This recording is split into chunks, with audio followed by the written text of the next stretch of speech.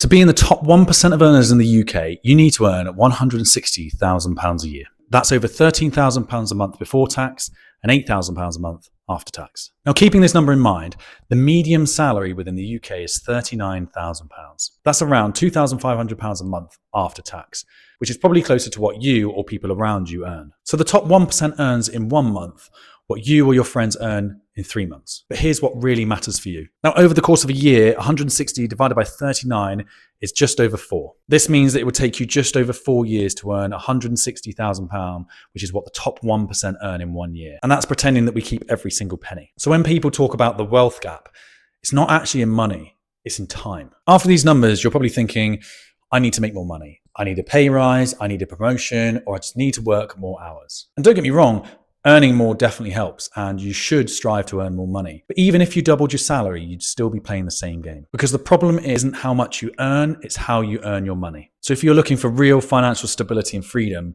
you need to come at it at a different angle. Most people earn their money by selling their time. You probably do this. You probably go to work, get paid an hourly rate, and go home. £15 an hour, £25 an hour, or even £50 an hour. But even earning £50 an hour full-time means that your income is capped at roughly around £100,000 a year. No matter how much effort you put in, how hard you work, or how skilled you are, there are only so many hours in a day that you can sell. So if your income stops when you stop working, it means that you're relying on that job. I'm sure that we've been in situations or jobs where we trade our time for money and we feel like we can give more or we're worth slightly more because the person next to us does nothing and they're on the same wage. But here's something that we're never taught in school. Income doesn't actually make you wealthy, net worth does. Income is classed as the money coming into an individual's account.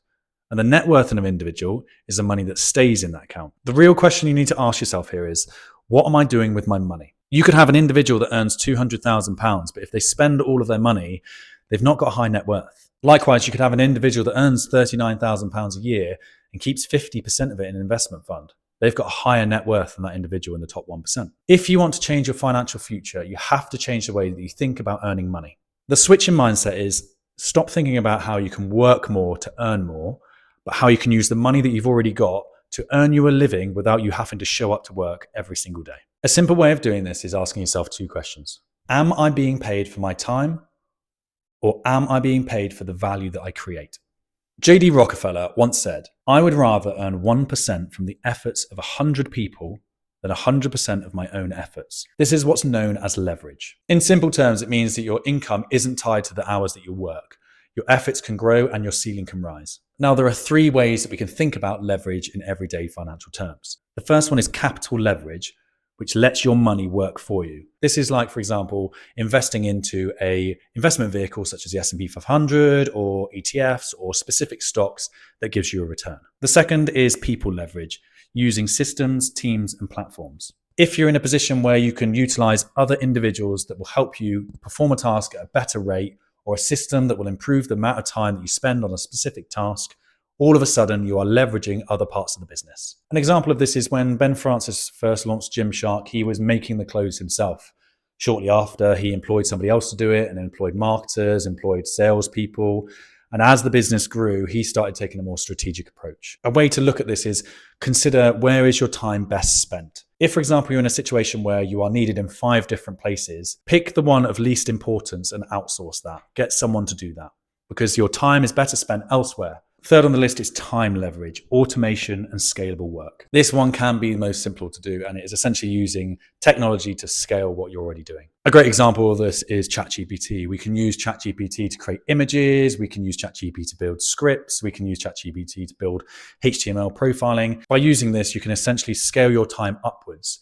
Instead of data inputting, can you create a system that automatically puts that information in? The 1% aren't smarter than you. They don't work harder than you. They set up their lives so they can systematically put less effort in, but get more in return. One of the main things that you can do today or start is to invest your money. It allows you to grow your wealth without having to trade your time for money. You can simply allocate your money that you've already earned, put it into something that will grow over time. Instead of work, get paid, spend and repeat, you move to earn, invest, compound and grow. A simple example that you can probably relate to is if you were to invest £500 a month, every single month, into a 7% return, over 30 years, you'd have over £600,000. That's not grinding harder or working more hours or being smarter than anybody.